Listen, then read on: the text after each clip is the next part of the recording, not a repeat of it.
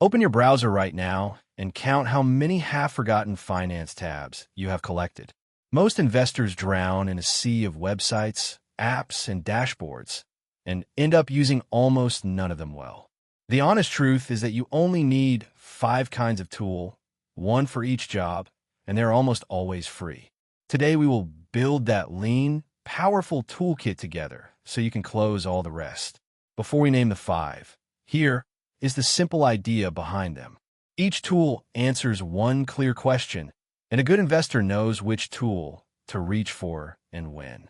When you match the question to the right tool, research stops feeling overwhelming and starts feeling calm and organized. So instead of collecting tools, we're going to assign each one a single, specific job. The first tool is a charting site, and its job is to show you price.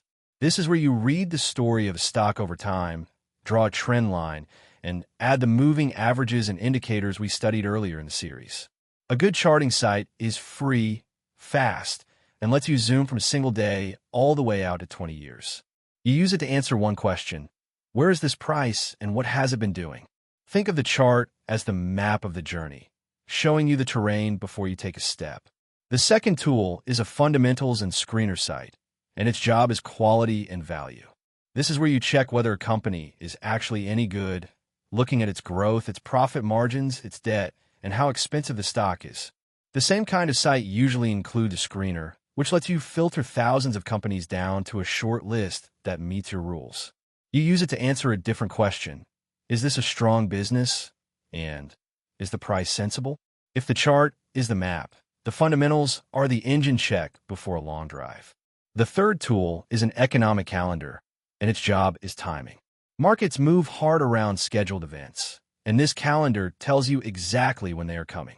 It shows interest rate decisions, inflation reports, jobs numbers, and, most importantly for a stock picker, the date each company reports its earnings.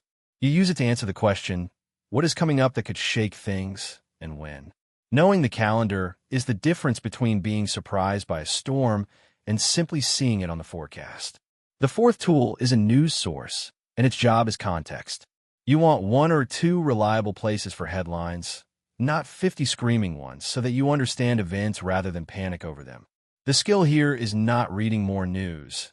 It is reading less, but better, and using it to explain what happened rather than to predict what happens next. You use it to answer the question, what is actually going on, and does it genuinely change anything? Remember our earlier lesson on signal versus noise, because nowhere is that more important than in the news.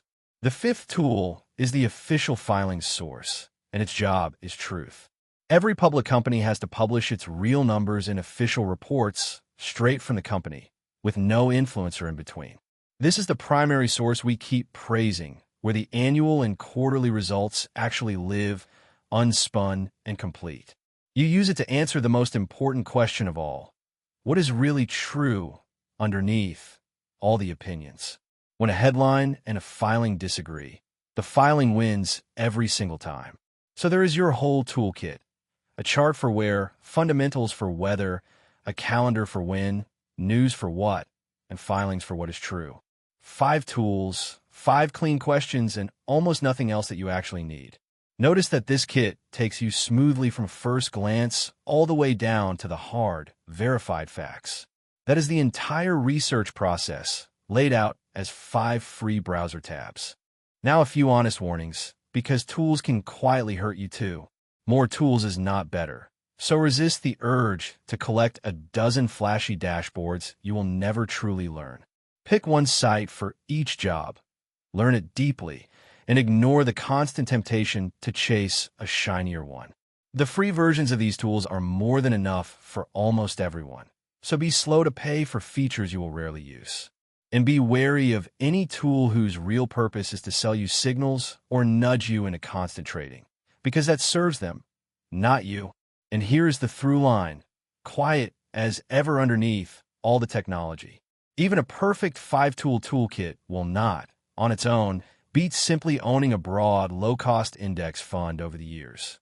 These tools are for understanding, for curiosity, and for the occasional careful decision about a single stock, not for out-trading the whole market.